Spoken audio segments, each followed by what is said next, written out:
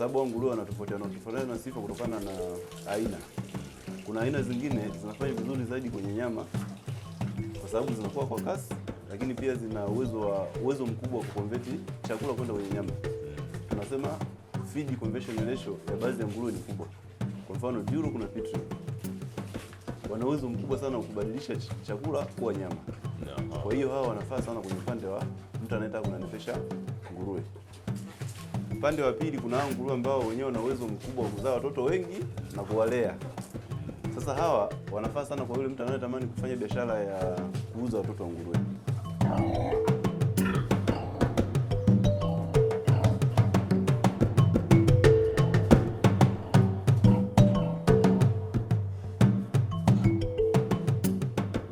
Mtazamaji wa Shamba Hub na mwanafamilia wa Shamba Hub, karibu katika makala zetu za kilimo na ufugaji, na tumerejea tena hapa na Lolly Farm. Tuko hapa kwa ajili ya kukuletea ufugaji wa nguruwe, wengi wanaita kitimoto. Na hapa tuko na nguruwe kama unavyoona, nguruwe wako wamenona kweli kweli.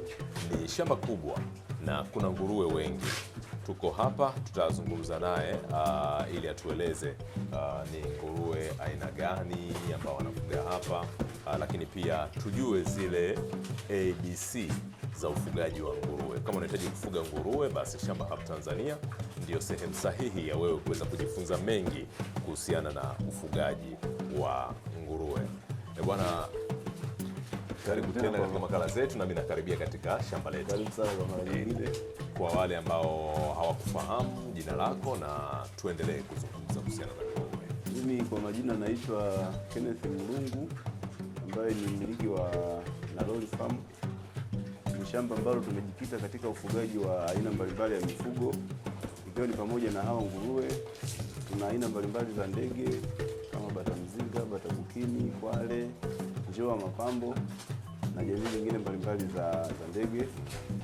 Lakini pia tunajihusisha na utengenezaji wa unga wa sembe, tunapaki mchele pamoja na mafuta ya alizeti. Nadhani kwa leo tuzungumzie zaidi upande wa nguruwe. Kama alivyokuja mzee wangu hapo Bwana Sauti Diego, shamba linapatikana mkoa wa Songwe, wilaya ya Mbozi, eneo la Selewa, ambapo ni karibu kabisa na ofisi za mkoa wa Songwe. Karibu sana. Asante sana. Tukianza na nguruwe, hapa tuko na nguruwe wa aina gani ambao wewe unawafuga kwa wingi? Ukiangalia kwa mabanda yote haya, na unaona kuna mabanda kama haya pungui 5. Una aina ngapi za nguruwe? Okay, kwenye mashamba yangu yote nina aina 5 za nguruwe, ambapo kama hawa ni nguruwe aina ya TN70, TN70, ambao kitaalamu wametokana na kucross nguruwe aina large weight na landless na amechanganya. Ingawa hii pia ni species ambayo inajitegemea, inaitwa TN17. Lakini pia nina Duro, wale wanakuwa na rangi kama nyekundu. Lakini nina large weight, pia nina landless pamoja na Petri. Kwa hiyo tuna aina 5 za nguruwe. Yeah. Sawa sawa. Na nimeona mwanzo pale tunaingia zile process zote, process kama zile za kuingia katika banda kama hili au shamba hili la nguruwe, zina maana gani hasa katika ufugaji wa nguruwe? Okay, ile pale ni ile chumba ni biosecurity room, kwa sababu nguruwe wana changamoto zao zinazotokana na mwingiliano, hasa ule ugonjwa wa homa ya nguruwe, kitaalamu kama African Swine Fever, ambao ni moja ya hasara kubwa zaidi katika ufugaji wa nguruwe. Mtu yote yule ambaye ni mfugaji wa nguruwe, nikizungumzia African Swine Fever atakuwa ananielewa vizuri. Ni moja ya ugonjwa ambao unasababisha hasara kubwa sana kwenye ufugaji wa nguruwe. Pale tunapoingia ni kwa ajili ya kuhakikisha kwamba mtu huko alikotoka tujui, mtu mwingine ametoka kula kitimoto au mwingine ametoka kwenye shamba ambalo limeathiriwa na ugonjwa. Kwa hiyo ili kupunguza uwezekano wa kuleta ugonjwa katika shamba letu, ndio nafuata ile process. Mtu ataanza kwanza pale atanawa kwa sabuni ambayo inaua vijidudu na bakteria. Baada ya kunawa atatakiwa kuvua viatu alivyokuwa amevaa na kuvaa viatu ambavyo utaruhusiwa navyo kuingia shambani kama hivi, kwa maana ya hivi na atatakiwa kuvaa hili koti. Hii yote ni kujaribu kupunguza uwezekano wa kuleta vimelea vya magonjwa kutoka kwenye shamba lingine kuleta kwenye shamba letu. Kifupi, haturuhusu kabisa watu kuingia kwenye eneo la shamba, ila sasa kwa special case kama hivi unapokuja wewe, inabidi tufuate hizo procedure uweze kuingia huko ndani. Inatulazimu. Ndio. Yeah. Kuna ugumu gani katika ufugaji wa nguruwe tangu uanze biashara hii ya ufugaji? Ufugaji wa nguruwe una changamoto.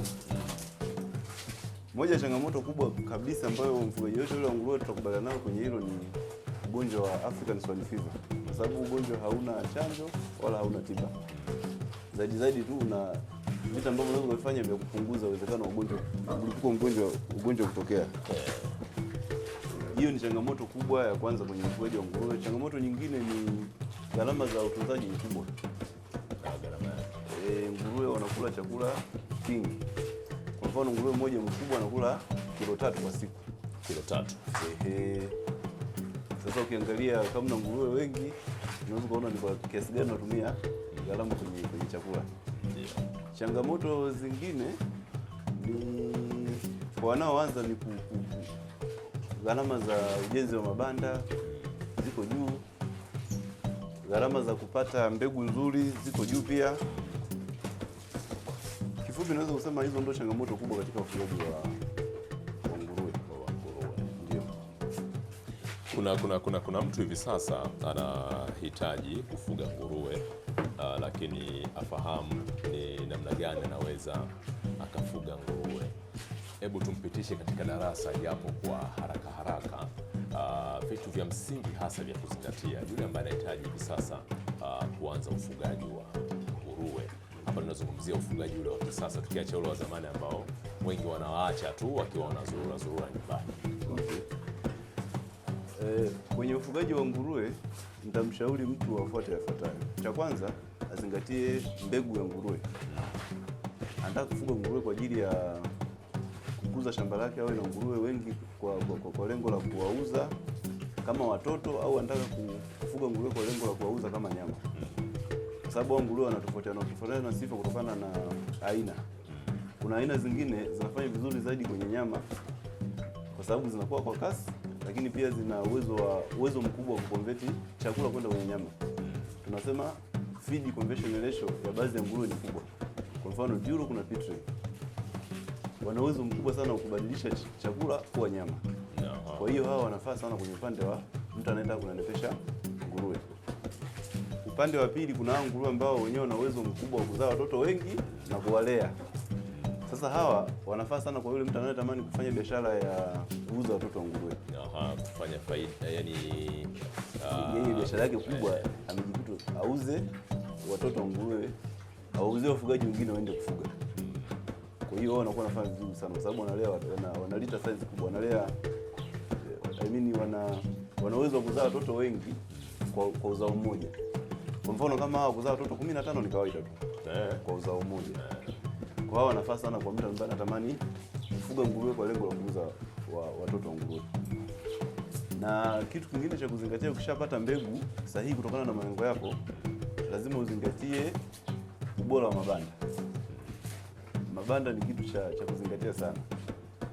Mabanda yawe na nafasi za kutosha, lakini yawe na mifumo rafiki kama mifumo ya maji. Nadhani utaona baadaye wanakuwa nakuja kuna nipples ambazo tumezifunga moja kwa moja automatic. Kuwe na mifumo ya maji, lakini pia banda liwe rahisi kusafishika.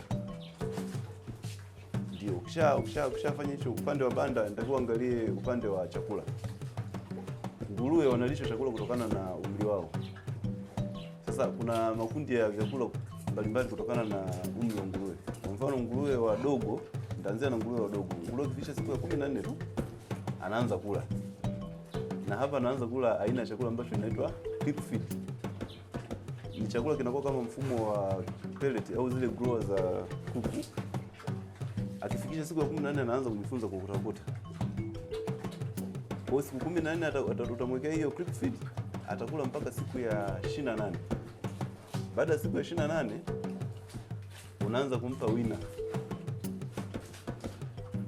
ambayo hiyo wina inamwandaa yeye kuacha kunyonya. Ni chakula ambacho ataendelea kula baada ya kuacha kunyonya, ambapo sisi kawaida tunaanza kumwachisha nguruwe kunyonya akiwa na siku 30 mpaka 35. Mwezi mpaka mwezi na siku 5. Kwa baada ya mwezi na siku 5 tunampa, anaanza kula wina moja kwa moja, ambapo sasa wina zipo za kampuni tofauti tofauti. Sitaweza kutaja makampuni hapa. Kampuni ziko nyingi zinazouza vyakula vya nguruwe na zinatofautiana, ila kikubwa tutafuta wina concentrate. Baada ya wina utamlisha hiyo wina mpaka afikishe miezi 3.5 mpaka 4. Tunambadilisha, tunaanza kumlisha grower. Sasa hicho ni chakula cha kumfanya nguruwe akue, atengeneze misuli na kujenga mwili uwe mkubwa zaidi. Na baada ya grower utaendelea na hiyo grower mpaka nguruwe anakuja kuwa mkubwa. Kwa nguruwe sasa wadogo, kwa nguruwe wale wazazi wanaonyonyesha wanakula chakula kinachoitwa lactating, chakula cha kumfanya nguruwe anyonyeshe vizuri watoto wake. Kinasaidia kuzalisha maziwa. Kinasaidia sana kwenye kuzalisha maziwa na kumfanya nguruwe baki na mwili wake asipungue sana. Kwa sababu nguruwe akianza kunyonyesha, kwanza lisho ya chakula anachokula kinaongezeka kwa sababu ya ule utegemezi wa wale watoto, lakini pia inatakiwa anapata maziwa ya kutosha. Hii wina imeandaliwa katika namna ambayo inamwezesha nguruwe awe anatoa maziwa mengi, hivyo inamsaidia asikonde sana. Kwa hiyo huo ni mchanganuo wa vyakula ambavyo mtu atafuata kwa yule ambaye ndo anaanza kufuga kwa mara ya kwanza. Vitu vingine unaweza kuanza kufanya utafiti wa masoko. Soko muhimu. Tunasema anzia sokoni. Anzia sokoni ndo. Kama ulikuwa umejikita kwenye upande wa kutaka kufuga nguruwe wa nyama, angalia kwa eneo lilopo nguruwe wanauzwaje. Na kwa sasa hivi tunashauri zaidi kutumia ule mfumo wa kupima kilo, tofauti na ule mfumo wa mtu anakuja anakadiria, anasema huyu nguruwe nitakupa shilingi zake. Ule mtumia mizani sasa. Tutumie mizani. Kama nguruwe wako umemlisha vizuri, atakupa kilo nyingi, kila mtu atapata anachostahili. Tofauti na ule mfumo wa kutumia kuangalia, mara nyingi mfugaji anakuwa anaibiwa. Kwa sababu mfugaji yule mnunuzi atajitahidi akadirie bei ambayo itakuwa chini impendelee. Lakini kutumia mfumo wa kupima kwenye kilo, muuzaji anapata anachostahili, mfugaji anapata anachostahili. Yeah. Nadhani muhimu sana ni hivyo. Kuna vitu vingine ambavyo ni vidogo vidogo tuweze kuongelea vyote tukavimaliza hapa. Vingine vya kawaida vile. Vingine ni vitu vya kawaida ambavyo kadri unavyozidi kufuga, unapokutana na changamoto unakuwa unatatua hizo changamoto, unazidi kuwa expert katika ufugaji. Naam. Nguruwe mkubwa kabisa katika banda letu hili au mabanda yetu haya, nimeona kuna nguruwe mmoja mkubwa sana pale amelala. Yule anakuwa amefika kilo ngapi yule? Sasa hapa kuna nguruwe anafikia mpaka kilo 220. Ila huyo uliyemuona ana mimba. Anaweza sio na kilo nyingi hivyo. Huyo atakuwa na kilo kwenye labda 160 170. Nguruwe wanaovuta sana uzito unakuta ni madume na nguruwe aina juro, kunao wanahitaji sana kuwa na uzito mkubwa. Yeah. Na thamani yake hasa, yani tuzungumze ile common, tukiacha hii thamani ya hao walio ndani. Nguruwe mkubwa hasa kwa mtu ambaye anaenda kuuza nguruwe mzima. Najua masoko yetu ndio yale sehemu za starehe, sehemu za baizi, mahoteli na vitu vingine. Huwa nguruwe mzima akiwa na mwenye kilo kama hizo 150 kwenda juu, huwa anauzwa kwa shilingi ngapi hasa? Makadirio tu ya kawaida. Okay, hapo nitakupa tu swali dogo tutasaidia.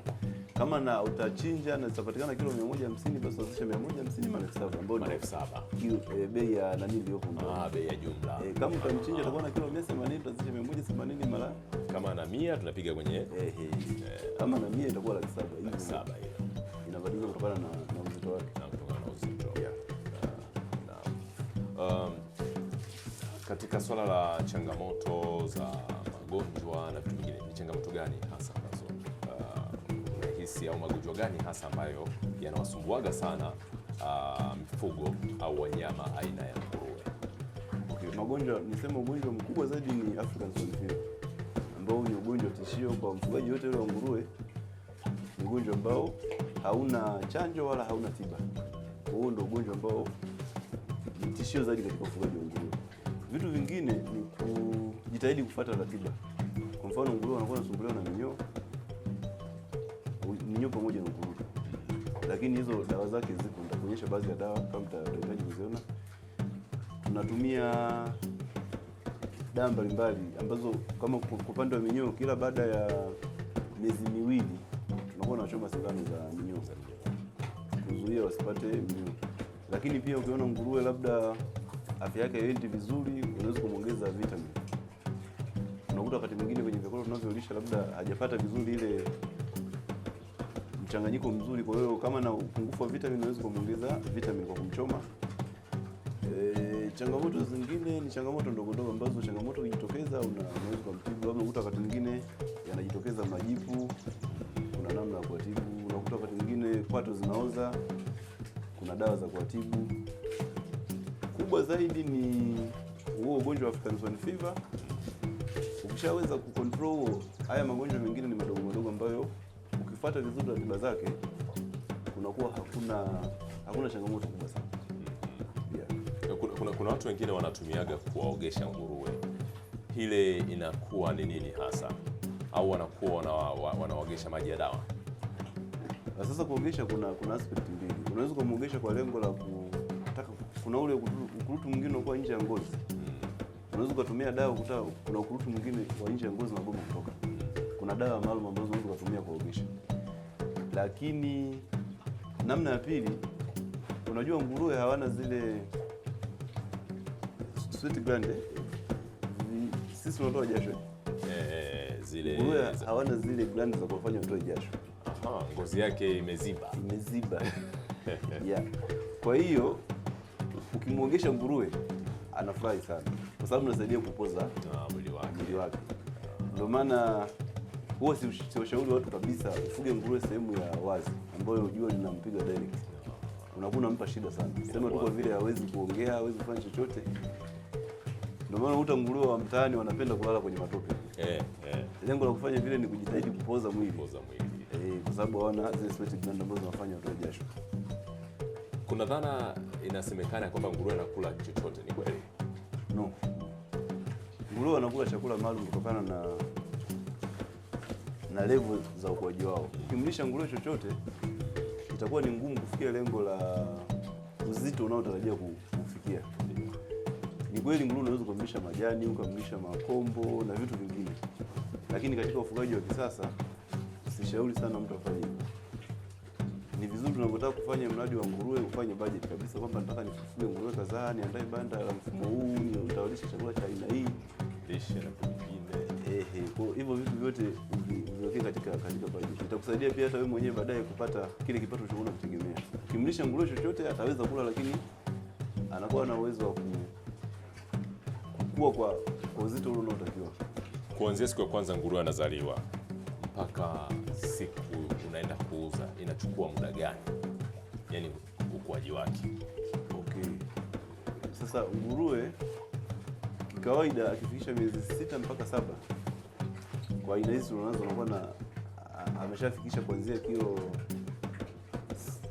80 mpaka 120. Inategemeana na aina na lishe pia unayompa. Na lishe.